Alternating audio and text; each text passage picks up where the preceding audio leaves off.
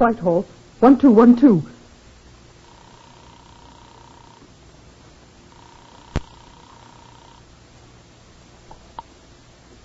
This is Scotland Yard.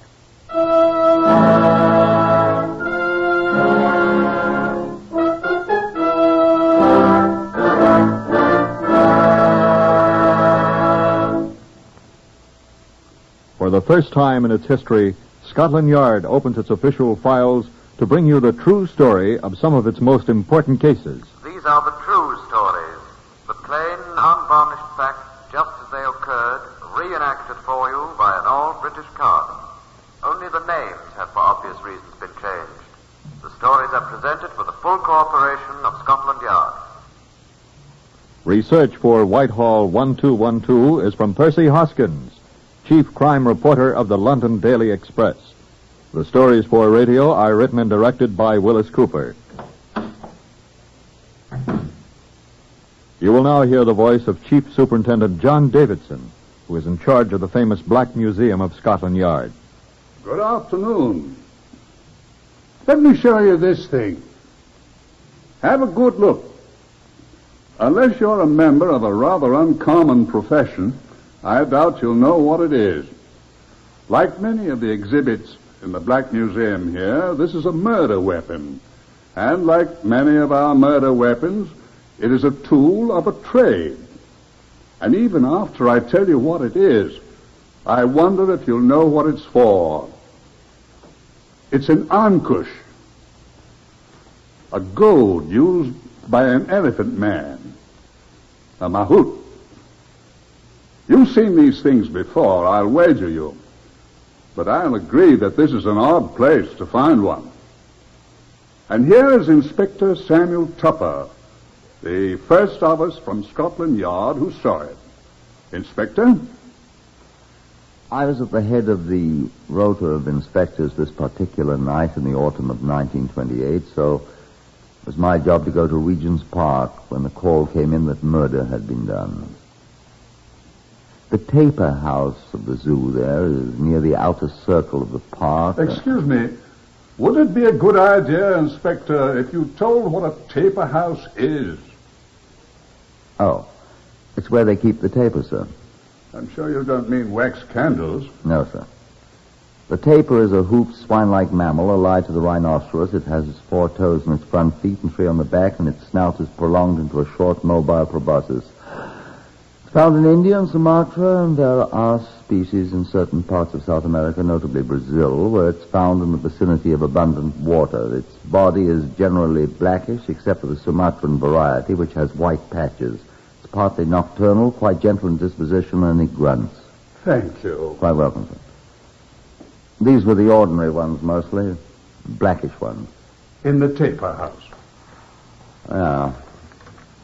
I found Police Constable John Charles Daly awaiting me at the door of the Tapir house while his companion, Police Constable Henry Eastman, was on duty upstairs. Alongside the entrance, a man was lying on the grass. He was dressed in Oriental clothing and was very quiet. Who did it, I asked P.C. Daly. It's not him, sir. He just broke his leg. Who's dead, then? I said somebody was dead. The dead is upstairs, sir, where P.C. Eastman is, sir. Who's this, then? I don't know his name, sir. He's some sort of Indian or something. He jumped out of the window or fell out, is the way I understand it. Don't you know, man? No, sir, not very much, I'm afraid, sir. Look here, Constable. I'm sorry, sir. I can't understand him. Oh? And now the vet's given him morphia or something, and he's passed out, and the other one's dead. Oh. Has there been a doctor here? Only the vet, sir. He'd been treating a sick elephant, sir, and he came hurrying over when he heard all the commotion, sir. Oh, what was the commotion? All the shouting and yelling, sir. Who was shouting? I don't know, sir. That's what the vet said attracted him, and he came hurrying over.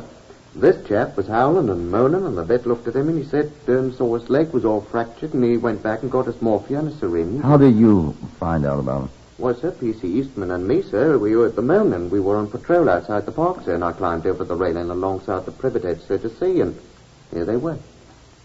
Who? This fellow, sir, and the vet who was just sticking him with this great syringe. So I inquires what's going on here, and the vet says, the man's hurt, and What's the window there? Window? Oh, that one with the glass broken, huh? Yes, sir. He jumped out according to the vet. He could understand it a little. He talked about it. To see his face and his arms cut by the glass. Ah, yes, I see. Well, then P.C. Eastman hurried up the stairway, and in a moment he shouted down, "There's a murdered man up there." And this man stopped moaning and went to sleep, and the vet went upstairs, and P.C. Eastman came down and went to find a telephone to call the yard, sir. I see. You haven't been up there yet? No, sir. First I was here while P.C. Eastman was up there, and then I was here whilst he went to make the telephone call, and then I was here until you arrived, sir.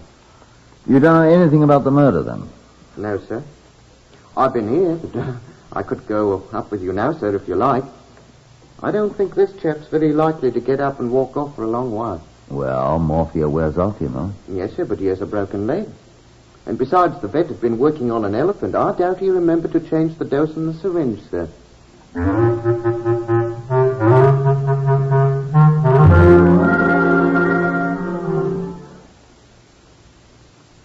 The upstairs room in the Tapir house, to which I repaired after my interview with Police Constable Daly, was in the accurate sense of the word a shambles. In the middle of the disordered floor, flat on his back, lay the murdered man amongst the ruin of his possessions. Police Constable Eastman identified the various objects in the room. This here was apparently his bed, sir, but the way it's tore up, it looks as if them wild animals downstairs had been at it. Odd sort of bed. I am led to understand, sir, that many of these Oriental people use no mattress or anything. And here, sir, is what he must have used as a cupboard. What's in it? Well, you see the money scattered about the floor, sir. Never saw so many pennies in my life. There are 2 or 3 copper pennies still in this here leather bag, sir. I fancy they were all in here once. Oh, and you, sir? Yes? Are you the veterinary that the other constable told me about? I am the veterinary, yes, sir.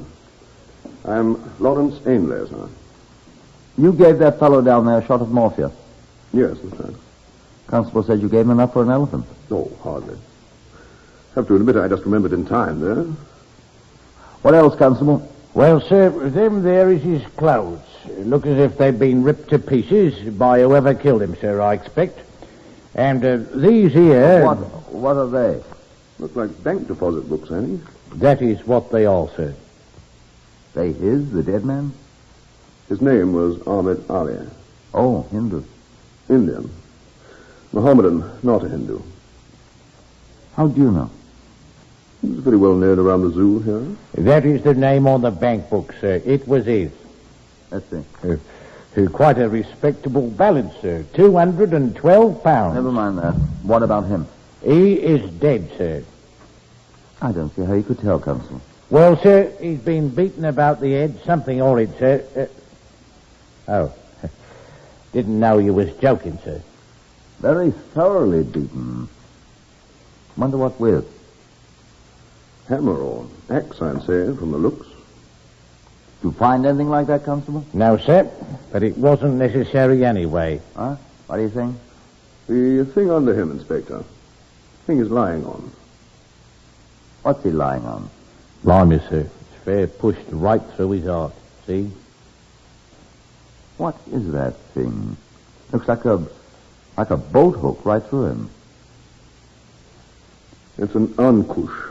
A what? A what? An ankush. An elephant hook. That was Ahmed's job. He was an elephant man. You have any idea who did this, Mr. Ainley? What's that? Yes, what is that? Animal? It's the other man. What other? The one with the broken leg.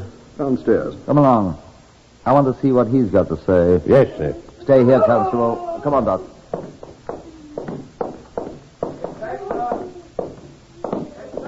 Coming. Who is this one? Do you know, Doctor? Another elephant man. He lived here with Ahmed Ali. Anyone else in the building? Nobody but Tapir. Very good thing I gave him that shot. Was he badly hurt? Well, he has that broken leg, and he's been battered about the head. Looks as if whoever killed Ahmed tried to do the same to him, I'd say. He's come too, sir. How's he feel? He sounds terrible. Let's have a look at him. Oh, Tom. You know the fellow? Yes, of course. Sure, Proho, Tom. I straightened out his leg a bit, but we'd better find a real people doctor, you know. Constable, go find a telephone, please. Yes. What are you going to do with him, Inspector? Sure, Proho, Tom. You know what to do, Constable. Telephone for an ambulance, sir. I'll have him taken to King's Cross, sir. That's the nearest hospital. Right. Go with him and stay till you're relieved. I'll want to know whatever he says. I can't understand that, sir. It's Hindi he's speaking, but he's a Burman. Go call the ambulance, Constable. Yes, sir. How is it you know all about this flight? I thought you were a veterinary.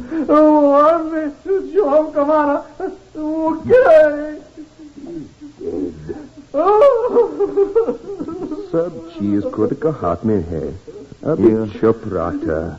You understand what he says? You speak it? Oh, a little, yes. क्या हो गया? Ask him what happened, will you? That's what I am asking him. क्या हो गया?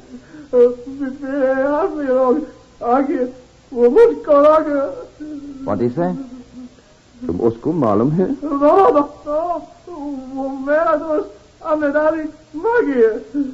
What's he say? Astibo. He says some yellow men came. Yellow men? Chinese? Here, वो China लोग है वो?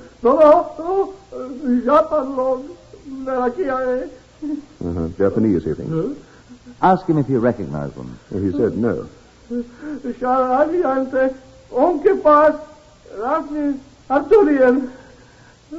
What? 4 of them. Clubs. Hammers they had. Robbers, he thinks. Well, they didn't act much like robbers. Ankush. Didn't he say Ankush? That elephant hook he was stabbed with? That's exactly what he was saying, Inspector. Ankush. Yes. They hit for me.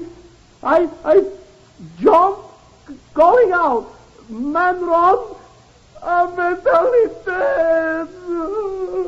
You better give him another stab with that elephant needle, Doctor. He'll be all right. Get the ambulance. On the way, sir.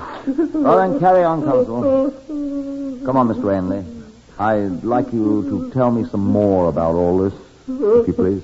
Oh, of course. We could find a place to sit down. I've got a bungalow over here past the steakhouse. Would have a drop or something with me, Inspector? I'd like a cup of tea. Half a second. The officer here will see you're all right. Hospital, old boy. You'll be all right. No, police, no. Now then, look here, old boy. Police won't hurt you. Take it easy. We'll help you get well. No, police. No, police.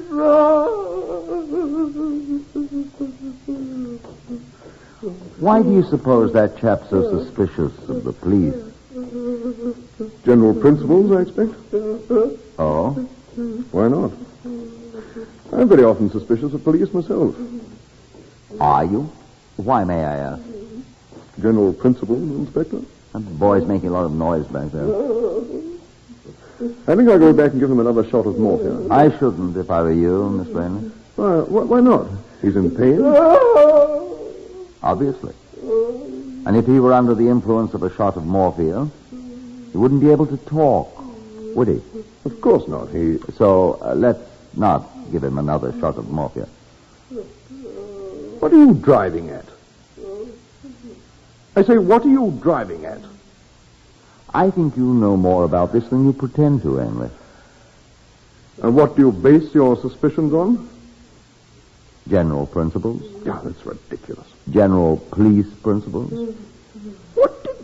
What in the world would I? What would I? I don't know, Doctor. But I have heard and seen enough to convince me that the man obviously knows who murdered the fellow up there. Well, of course, he said he saw the 4 men. Didn't they try to kill him, too? You heard him say it yourself.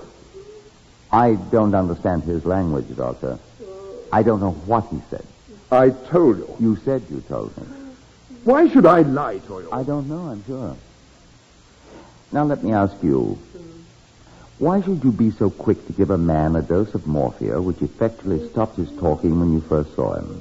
That wasn't why I did it. Why did you do it? All right. Arrest me. I shall. On what charge, then? Mr. Ainley, I must detain you on suspicion of concealing evidence in the case of the death of the man Ahmed Ali. Go ahead. And I warn you that anything you say will be taken down in writing, may be used in evidence. Will you come with me, please?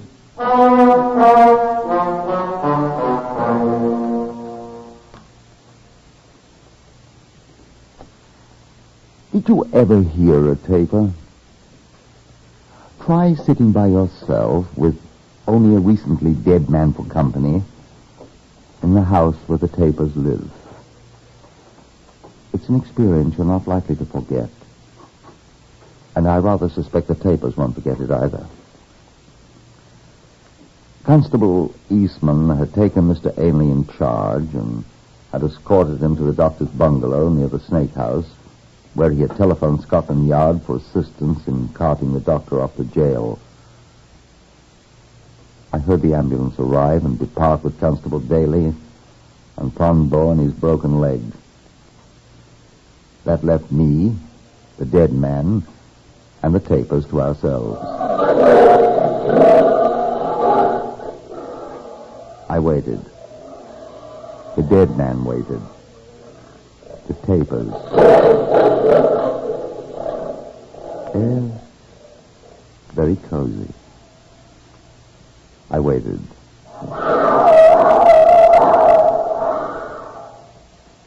Panther, I believe. Crocodile, no doubt. I perspired gently. Ahmed Ali lay there quietly under the glare from the little incandescent bulb. We stared at each other. And then, exactly like an old Leslie Howard Scarlet Pimpernel picture, the door opened slowly. And a man who looked like Leslie Howard stood there smiling at me. I say, you're not the dead man, are you? Who are you? Oh, I say, old fellow, did I frighten you? I'm so sorry. These rubber soles I'm always wearing, they tell me I fit about like a blooming ghost or something. But I assure you I'm not. Who the devil are you? Oh, sorry, I'm George Scott. I'm afraid I'm a police surgeon. Didn't Constable Eastman telephone you I was on my way? I must have frightened you out of your... You didn't frighten me at all, old man. I was a little startled, I admit, but... Where was that? Only a taper. Oh, yes, this is the Tapir house, Constable Eastman said. Where is Eastman? Putting the car somewhere. I came on... In your rubber sole shoes? Oh, I say, I am sorry about frightening you You out of didn't your... frighten me, I said. Well, sorry anyway. I didn't mean to, you know. Pity Eastman didn't telephone you. There isn't any telephone here. Should have thought of that. Tapers don't use telephones, do they? Here's the dead chap. Yes. Must look at him. What I came for, you know. Well, as Eliza Doolittle said, it's my belief they done him in. Allowing for the difference in genders, of course. Who did it? Don't know yet. Well, what's that? That's not a taper.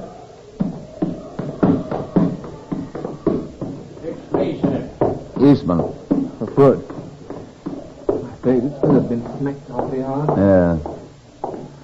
Hello, Eastman. Hello, Inspector. Is Mr. Scott there? Yes, he's here. Yes, I'm here, Constable. This chap's been stabbed too, Inspector. You are an inspector, aren't you? Yes. Come in, Eastman. Stabbed. With a ankush, sir. What's an ankush? That thing sticking through him. Yes? That didn't kill him. I didn't think it did either. Well, he's dead. Excuse me, sir. Quite all right, Constable. No. This was done after he was dead. He was beaten to death. How do you know that, sir? Well, the chap who presumably saw him beaten to death said that the men who did it came up here with clubs and hammers. They hammered the door down, sir, by the looks of it. Somebody did. With a lock. Look what they did to him. What were they after? His money? I expect so. Why didn't they take it? I wonder about that, too. You should. Somebody's kidding you, Inspector. I suspect that myself. That animal doctor, sir? Good Lord, are they making doctors out of... Doctors for animals, Mr. Scott. Oh, really? He's in jail. Excuse me, sir. Constables should be seen and not heard, friend Eastman. Yes, sir. Who is this animal doctor, Inspector? He's in jail. He talked too much to suit me. Oh? Think he did it? Think he knows who did. Who? 4 people. Japanese, he said. Who said? The other chap mixed up in this. Said they smashed the door down and then came in and beat this one to death and tried to attack him. Where is he? In the hospital. Broke his leg jumping out that window. Thought there was a draft in here. Tore a big piece out of himself on the way out, too. Where? Left it hanging on the point of this shard of glass. This came out of his arm, I'd say. Well, he had a big wound on his left arm, but I was under the impression that was caused by the beating. Glass cut. I'd better take along these shreds of the gentleman. I'd like to compare it with them. See if it fits him. If he says it was caused by a blow, I shall give him the lie in his teeth. If you can understand him. Understand him? He's a Burmese. So is this other gentleman with the boat hook in his torso. Ankush. Eh? It's an Ankush. An elephant gourd. He is not a Burmese, sir. He's a Indian. A Mohammedan, and his name's Ahmed Ali, sir. You see that these fellows who came in here and exterminated him used clubs. Hammers and clubs, I was told. They didn't use any clubs on this fellow. What's that? None of these marks looked like the marks of a club. You can almost see the shape of the hammer head here. Here. Here. Here, too. They gave him a rare beating, didn't they? Strike me pink if they didn't. Excuse me, sir. What are you looking at, Mr. Scott? These marks on the door frame. They look very much like those on the chap's head. I'd wager they're the same. They probably are. They broke down the door and then came in and beat him to death. Sir. Probably did. We better get the 2 marks measured. Then, if we can find the hammer... Sir. Yes, Constable? Sir, there's a hammer down there. What? Where? Down there on the cross. Quite close to where this one has jumped was lying moaning. Could that be the one? Well, how would he get down there? Well, it's down there, sir. Can you find it, you think? Well, sir, if you was to be so kind as to shine your torch out of the window... Go along, see if you can find it. Yes, sir.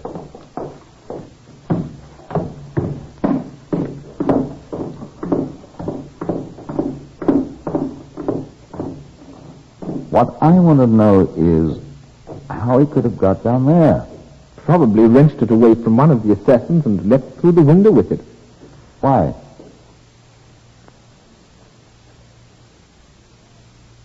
Blessed if I know. Shine the torch, sir. Eh? Where are you? To the right, sir. Left, I mean. There it is. I can see it from here. That's it, Constable. Fetch it on up. Oh, it's all bloody, sir. What did you expect? Ostrich feathers?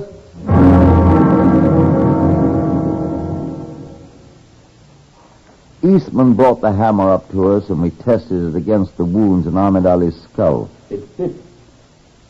Then we tested it by laying it in the indentations where the hammer had smashed against the wooden door. It fits, sir. But how could he take it with him when he jumped out of the bleeding window? How could he possibly... That's what I'd like to know. Well, he's a lot braver man than I'd ever be. All right. Or me, sir. Snatching it right out of the ends He's of a the... brave man. Eastman, Sir.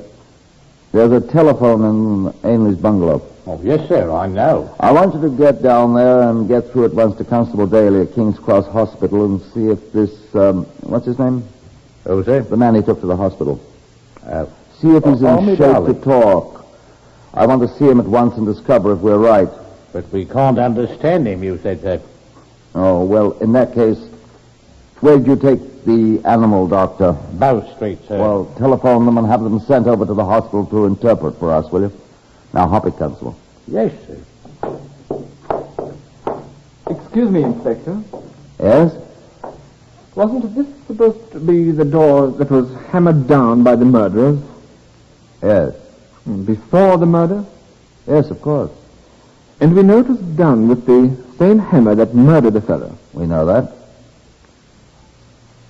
Look at the marks the hammer made on the door frame.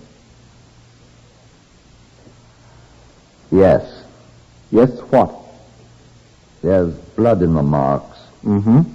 And, let's see the hammer again. They match. Then we're both thinking the same thing. How could blood get into the marks on the door before there was any blood on the hammerhead? The door was hammered down after the man was killed. Inspector! Who's that? Who's... Your constable? Inspector! Oi! Inspector! Yes, Eastman, is that you? It is I, sir. Get the car at once. No, sir, I can't. What? What's wrong? Well, sir, he's run away. Who's run Who away? ran away? The perishing hero. The man what jumped out of the window. What? He's run away, sir. He's gone. Nobody knows where he is.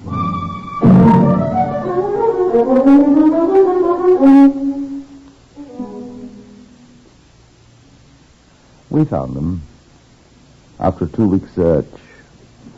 He was hiding in the cellar of Mr. Ainley's bungalow at the zoo. Ainley found him. I ought to let Ainley tell you. I was quite sure from the very beginning that Tom Doe did it. I knew why. Tom Doe was a substitute elephant man. The boss was Ahmed Ali, who always collected the pennies the children who visited the zoo gave to Chang, the big grayish-white elephant, the kids' friend. Tom Doe got none. One day, Ahmed Ali, who, unlike most Mohammedans, liked the taste of alcohol, had beaten Chang. I know. I dressed the poor beast's wounds. And little Tom Doe loved Chang, too. That's why he murdered Ahmed. I was sure of it. And I liked little Tom, too. I was sure we'd find him hiding with his poor broken leg in the cellar of the bungalow, by the window. The window that looks out on the elephant enclosure, where Chang lived.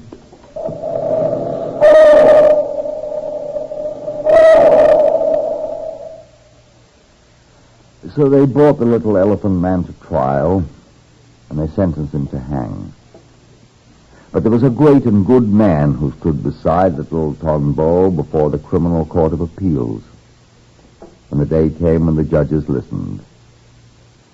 And when the great man finished speaking, the little dark man was sent away, a free man,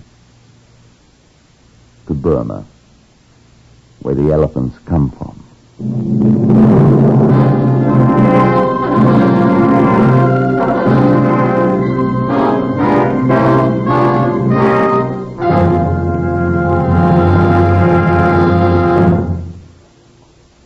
Heard today in Whitehall-1212, Horace Braham as Inspector Tupper. Others in the order of their appearance, Harvey Hayes, Lester Fletcher, Guy Spall, Morris Dallimore, Francois Grimard, and Gerard Burke. This is Lionel Rico speaking. Whitehall-1212 is written and directed by Willis Cooper.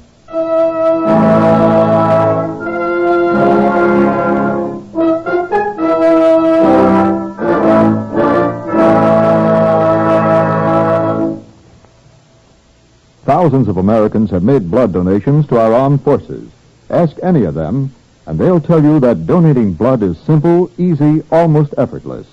Practically every new blood donor says, why, there's nothing to it. No, there's nothing to it. Yet that simple act may mean the difference between life and death to a boy fighting now in Korea. There are millions and millions of Americans who can give blood so easily, and yet we need hundreds of thousands of pints of blood to prevent needless suffering and loss of life. Every one of us who can should make a blood donation to the armed forces now through your local Red Cross chapter. Call the Red Cross or blood bank in your community for an appointment. Do it today. This is NBC, the National Broadcasting Company. Thank you.